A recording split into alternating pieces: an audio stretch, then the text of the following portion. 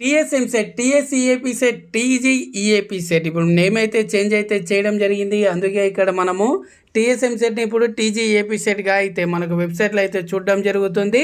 మరి కౌన్సిలింగ్కి వెళ్ళేటప్పుడు మీకు కావాల్సిన డాక్యుమెంట్స్ ఏంటి, ఒకసారి కౌన్సిలింగ్ ప్రాసెస్లో పాల్గొనే ముందు ప్రతి ఒక్కరు కూడా ఈ డాక్యుమెంట్స్ అనేవి మీ దగ్గర ఉన్నాయా లేదా అనేది వెరిఫై అయితే చేసుకోండి. ముందుగా కౌన్సిలింగ్కి సంబంధించి కంప్లీట్ ఇన్ఫర్మేషన్ గైడ్ అనేది మన ఛానల్లో ఇవ్వడం అయితే జరుగుతుంది. ఆల్రెడీ మీరు స్లాట్ అనేది కౌన్సిలింగ్లో మీరు సర్టిఫికేట్ వెరిఫికేషన్ చేయించుకోవాలంటే మనకు 27th నుండి ఫస్ట్ ఫేజ్ ఉంది కాబట్టి ముందుగా మీరు స్లాట్ ఏ విధంగా బుక్ చేసుకోవాలనేది ఆల్రెడీ మన ఛానల్లో వీడియో చేశాను. ఎవరైనా సరే ఆ వీడియో చూడని వాళ్ళు ఉంటే ఈ వీడియో ఎండ్ స్క్రీన్లో ఇస్తాను, ఆ వీడియో తప్పకుండా చూసి ఆ విధంగా మీరు తప్పులు చేయకుండా జాగ్రత్తగా స్లాట్ అయితే బుక్ చేసుకోండి.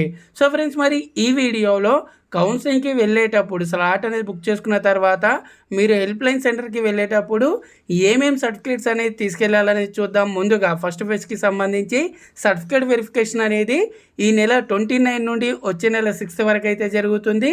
సో దీనికి సంబంధించి ఇక్కడే మనకు క్లియర్గా డీటెయిల్ నోటిఫికేషన్లో మెన్షన్ అయితే చేశారు. ఇక్కడ చూడొచ్చు. ఫస్ట్ చూసుకున్నట్టయితే టీజీఈఏపీ సెట్ 2024 ర్యాంక్ కార్డ్. ఇంకా ఎవరైనా సరే మీరు మీ ర్యాంక్ కార్డ్ అనేది డౌన్లోడ్ చేసుకున్నట్టయితే మీ ర్యాంక్ కార్డ్ అయితే డౌన్లోడ్ చేసుకోండి. అదేవిధంగా మీ హాల్ టికెట్, అలాగే ఆధార్ కార్డ్, అలాగే ఎస్ఎస్సి మార్క్స్ మెమో, అలాగే ఇంటర్మీడియట్కి సంబంధించి marks memo. Inter marks memo అనేది ఇప్పుడు ప్రజెంట్ చూసుకున్నట్టయితే షార్ట్ మెమో ఉంది కాబట్టి షార్ట్ మెమో తీసుకెళ్ళండి. కాలేజ్కి వెళ్ళేటప్పుడు మీరు లాంగ్ మెమో అయితే ఇవ్వాల్సి అయితే ఉంటుంది. ఆ తర్వాత నెక్స్ట్ చూసుకున్నట్టయితే స్టడీ సర్టిఫికేట్ బోనఫైడ్స్ అనేది మీరు 6th క్లాస్ నుండి ఇంటర్మీడియట్ వరకు కంప్లీట్గా మీ స్టడీ సర్టిఫికేట్స్ అయితే తీసుకెళ్ళాలి. అలాగే టీసీ కూడా మీరు కాలేజ్లో జాయిన్ అయ్యేటప్పుడు ఇవ్వచ్చు. ఆ తర్వాత నెక్స్ట్ చూసుకున్నట్టయితే ఇన్కమ్ సర్టిఫికేట్. ఇక్కడ చూసుకున్నట్టయితే మోస్ట్ ఇంపార్టెంట్ ఇన్కమ్ సర్టిఫికేట్ వచ్చేసి లేటెస్ట్ 01/01/2024 అంటే 2024లో ఏదైతే ఇన్కమ్ సర్టిఫికేట్ ఉంటుందో అది మాత్రమే వ్యాలిడ్ అవుతుంది. 2023 డిసెంబర్లో తీసింది కూడా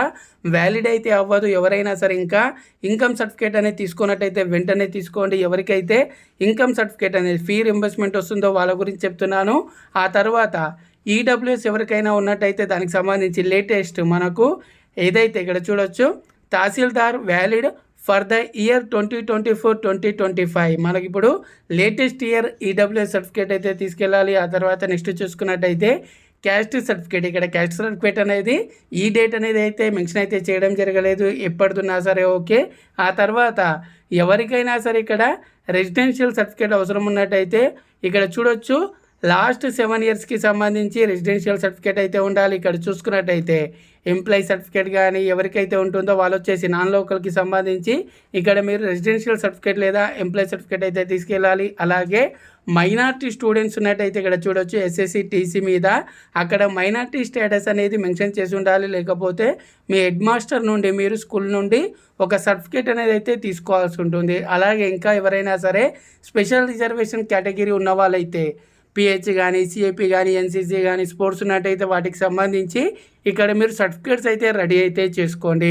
సో ఈ విధంగా మీరు కౌన్సిలింగ్కి వెళ్ళేటప్పుడు ఈ డాక్యుమెంట్స్ అన్నీ కూడా రెడీ అయితే చేసుకోండి. ఇంకా మీకు వీటికి సంబంధించి ఎలాంటి డౌట్స్ ఉన్నా సరే కింద కామెంట్ చేయండి. ఈ వీడియోని తప్పకుండా లైక్ చేసి ఛానల్ని తప్పకుండా సబ్స్క్రైబ్ చేసుకోండి.